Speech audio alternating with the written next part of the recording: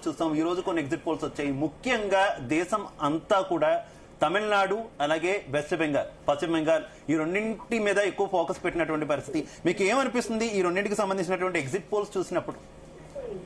అంటే ఒకటండి, పశ్చిమ బెంగాల్ గత 15 సంవత్సరాలుగా టీఎంసీ పరిపాలన కొనసాగుతా ఉంది. అక్కడ గతంలో అప్రతీతంగా కొనసాగినటువంటి కాంగ్రెస్ పార్టీ గాని సిపిఎం గాని చాలా మార్జినలైజ్ అయిపోయినటువంటి సందర్భాన్ని మనం చూసినాం. అంటే మమత గారు తీసుకున్నటువంటి చర్యల వల్ల అక్కడ ప్రజలకు సంబంధించినటువంటి ప్రజాపక్షం ఉండేటువంటి అనేక సమస్యల పట్ల ఆమె వ్యవహరించినటువంటి తీరు విషయంలో కూడా కొంత ఈ 5 ఏళ్లుగా చాలా చర్చ జరుగుతా ఉంది.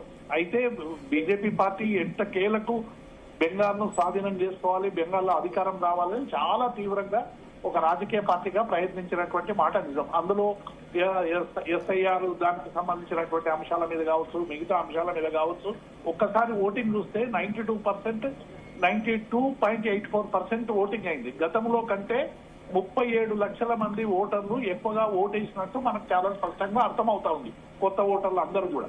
కాబట్టి ఇంత భారీ ఓటింగ్ జరిగిందంటే ఇలా 2 కారణాలు చాలా స్పష్టంగా కనబడతా ఉన్నాయి. ఒకటి, ప్రో గవర్నమెంట్ ఉంటే అంటే ఎట్టి పరిస్థితుల్లో కూడా ఈ ప్రభుత్వాన్ని గెలిపించాలి, ఈ ప్రభుత్వం మీద ముప్పేట దాడి జరుగుతా ఉంది, లక్షలాది పారామిలిటరీ సైన్యాన్ని తెచ్చి ఇంటోటోగా బెంగాల్ అంతా కూడా ఒక రకమైనటువంటి భయోన్మాదంతో పెట్టేటువంటి పరిస్థితి చేసింది. కాబట్టి ఎట్టి పరిస్థితుల్లో కూడా టీఎంసీని గెలిపించాలనేటువంటి దాంతో వేసి ఉండొచ్చు. లేకుంటే రెండవది, టీఎంసీ 15 ఏళ్లుగా జరుగుతున్నటువంటి పరిపాలన పట్ల కొంత అసంతృప్తో లేకుంటే మిగతా కారణాల వల్ల బీజేపీ కేసు ఉండొచ్చు. కాబట్టి ఇక్కడ చూస్తే అయితే దేవిప్రసాద్ గారు, టీఎంసీ ఒక్కసారి మనం ఎగ్జిట్ పోల్స్ కనుక ఎగ్జాక్ట్ గా అనుకుని, అంటే మెజారిటీ ఎగ్జిట్ పోల్స్ దాదాపుగా ఎవరు కూడా క్లియర్ కట్ గా అంచనా వేయకపోయినప్పటికీ కూడా బీజేపీ వస్తుందని చెప్తున్నటువంటి నేపథ్యంలో గత చరిత్ర మనం కనుక చూసుకుంటే అసలు బీజేపీకి అక్కడ స్పేసే ఉండేది కాదు, ఓట్ షేర్ చాలా తక్కువగా ఉండేది.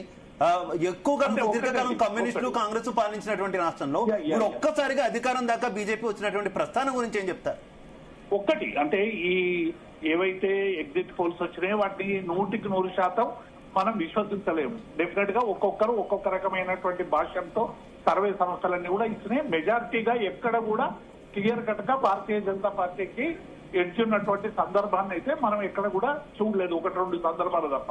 మెజారిటీ సర్వే సంస్థలన్నీ కూడా టీఎంసీ సంబంధించినటువంటి గట్టి పోటీ ఇస్తుందనేటువంటి విషయాన్ని చాలా స్పష్టంగా చెప్పాయి. కానీ మీరు అడిగినటువంటి విషయం ఏంటంటే, డెఫినెట్ గా ఇవాళ ఎవరైతే యాంటీ ఇన్కంబెన్సీ ఉందో, అంటే మమతకు సంబంధించినటువంటి యాంటీ ఇన్కంబెన్సీని ఇవాళ వాటిని ఏమంటాము తీసుకోవడంలో బీజేపీ అనుసరించినటువంటి విధానం వల్ల, ఎందుకంటే అక్కడ కమ్యూనిస్టులు ఒక అప్రతీతంగా 25 ఏళ్లు పాలించి ప్రజల చీత్కారాన్ని గురై మరి బెంగాల్లో అసలు ఇప్పుడు 1-2 తమ స్థానాల్ని తాము ఎత్తుకునేటువంటి పరిస్థితి వచ్చింది. రెండవది, కాంగ్రెస్ పార్టీ ఇన్ని జాతీయ పార్టీ అయినా ఎన్నడూ కూడా గత 25-30 ఏళ్లుగా సరైనటువంటి ఫలితాలు చేయలేనటువంటి పరిస్థితి కనబడతా ఉంది. దాని మాననికి దాన్ని వదిలేసినటువంటి నేపథ్యం. కాబట్టి ఇలా నువ్వా నేనా అనే పోటీ జరిగింది తప్ప మిగతా పార్టీలు ఎక్కడ కూడా అసలు ఫీల్డ్ లోనే లేవనేటువంటి విషయాన్ని మనకు చాలా స్పష్టంగా కనబడతా ఉంది. కాబట్టి ఇందులో నువ్వా నేనా అనేటువంటి విషయానికి వచ్చినప్పుడు డెఫినెట్ గా పోటీ టఫ్ గా ఉండేటువంటి అవకాశం ఉంది. ఎట్టకేలకు మరి భారతీయ జనతా పార్టీ చేస్తున్నటువంటి ప్రయత్నాలు ఏ మేరకు సఫలం అవుతాయో మనం తమిళనాడు గురించి ఏం చెప్తారు దేవిప్రసాద్ గారు? తమిళనాడులో మీ మిత్రపక్షం అనొచ్చా? మీ మిత్రపక్షం అనొచ్చా? డిఎంకే కొంత సన్నిహితంగా ఉంటారు కదా అంటే రాజకీయంగా పూర్తిగా కలవకపోయినప్పటికీ కూడా. మాకెవ్వరు మిత్రపక్షం కాదండి, ఇంకా మేము ఎవరితో మిత్రపక్షం లేను. కానీ ఏవైనా సమస్యలు వచ్చినప్పుడు ఆ సమస్యలతో ఏకీభావం ఉండడం అనేటువంటిది రాజకీయ పార్టీలో సహజం. ఒక్కొక్క సందర్భంలో కొన్ని రాజకీయ పార్టీలు లేవనెత్తినటువంటి అంశాల పట్ల మేము కూడా కొంత పాజిటివ్ గా స్పందించినటువంటి మాట నిజం. అయితే ఇక్కడ ద్రవిడియన్ కు సంబంధించినటువంటి విషయంలో డెఫినెట్ గా అక్కడ డిఎంకే అధికారంలోకి వస్తుందనేటువంటి విషయం కొంతమేరకు అర్థమైతా ఉంది. అక్కడ సినీ యాక్టర్ మన ఎవరైతే విజయ్ గారు పోటీ చేసిండ్రో వారు దాదాపుగా పెద్ద ఎత్తున ఓట్లు చీల్చిండ్రు అనేటువంటి విషయాన్ని కూడా ప్రజలు చెప్తా ఉన్నారు. కానీ ఎప్పుడైనా తమిళనాడు ఎన్నడూ కూడా భారతీయ జనతా పార్టీ పట్ల అనుకూలత చూపలేదు, ఎన్నడూ కూడా అధికారంలోకి వచ్చేంత విధంగా ప్రజలు ఆదరించినటువంటి నేపథ్యాన్ని చూశాం. కాబట్టి విజయ్ గారు ఏవైతే యాంటీ ఇన్కంబెన్సీ ఓట్లను చీలిస్తే డెఫినెట్ గా అట్లనే చీల్చిందని చెప్పి అనేక మంది విశ్లేషకులు చెప్తా ఉన్నారు. కాబట్టి డెఫినెట్ గా ఈసారి స్టాలిన్ విజయం ఖాయం అనేటువంటి విషయాన్ని కూడా అనేక మంది పరిశీలకులు చెప్తా ఉన్నారు. తమిళనాడులో డెఫినెట్ గా డిఎంకే వచ్చేటువంటి అవకాశాలే మెండుగా కనబడతా ఉన్నాయి.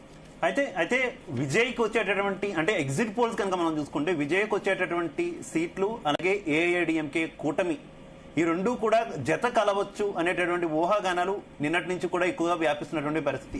రెండు కలిస్తే ఎలా ఉంటుంది అనుకోవచ్చు, మీ ఒపీనియన్? అంటే ఎన్నికల ముందే విజయ్ ను బీజేపీ కూటమిలోకి తీసుకురావడానికి చాలా ప్రయత్నాలు చేశారు. కానీ ద్రవిడియన్లు సహజంగానే బీజేపీ పట్ల కొంత వ్యతిరేకత ఉన్నటువంటి నేపథ్యంలో కొంత మార్పు తీసుకురావడానికి అక్కడ ఉన్నటువంటి గత అధ్యక్షుని కూడా పక్కకు పెట్టి కొత్త పద్ధతిలో ఈసారి బీజేపీ కొద్ది ఎన్నికల వ్యూహం మార్చి ఎన్నికలకు పోయినటువంటి విధానం కూడా చూసినాం. కాబట్టి విజయ్ ఎన్నికల ముందే భారతీయ జనతా పార్టీతో ఎన్ని చర్చలు జరిగినా కూడా చర్చలు నిరాకరించి ఒంటరిగా పోటీ చేయాలి, స్వతహాగా ఒక రాజకీయ పార్టీ